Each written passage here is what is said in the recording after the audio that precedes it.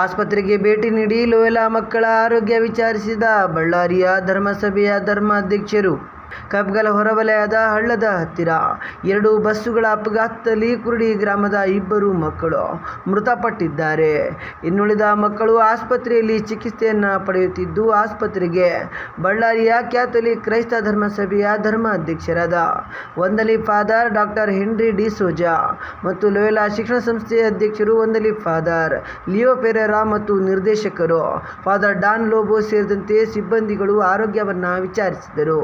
ಶುಕ್ರವಾರ ಬೆಳಿಗ್ಗೆ ಲೋಯಲಾ ಸಂಸ್ಥೆಯ ಆಡಳಿತ ಮಂಡಳಿಯ ಎಲ್ಲ ಗುರುವೃಂದ ಮತ್ತು ಸಿಸ್ಟರ್ಸ್ ಕುರುಡಿ ಗ್ರಾಮಕ್ಕೆ ಭೇಟಿ ನೀಡಿ ಕರ್ನಾಟಕ ಸಾರಿಗೆ ಮತ್ತು ಲೋಯಲಾ ಶಾಲಾ ಬಸ್ಸಿನ ಮಧ್ಯೆ ಸಂಭವಿಸಿದ ಭೀಕರ ರಸ್ತೆ ಅಪಘಾತದಲ್ಲಿ ಸಾವನ್ನಪ್ಪಿರುವ ವಿದ್ಯಾರ್ಥಿಗಳಾದ ಸಮರ್ಥ ಮತ್ತು ಶ್ರೀಕಾಂತ್ ಅವರ ಕುಟುಂಬಕ್ಕೆ ಸಾಂತ್ವನ ಹೇಳಿ ಲೋಯಲಾ ಶಿಕ್ಷಣ ಸಂಸ್ಥೆ ವತಿಯಿಂದ 5 ಲಕ್ಷ ರೂಪಾಯಿಗಳ ಸಹಾಯಧನ ರೂಪದಲ್ಲಿ 5 ಲಕ್ಷ ರೂಪಾಯಿ ಪರಿಹಾರ ಚೆಕ್ ಅನ್ನು ಕುಟುಂಬಸ್ಥರಿಗೆ ನೀಡಿ ಧೈರ್ಯ ತುಂಬಿದರು.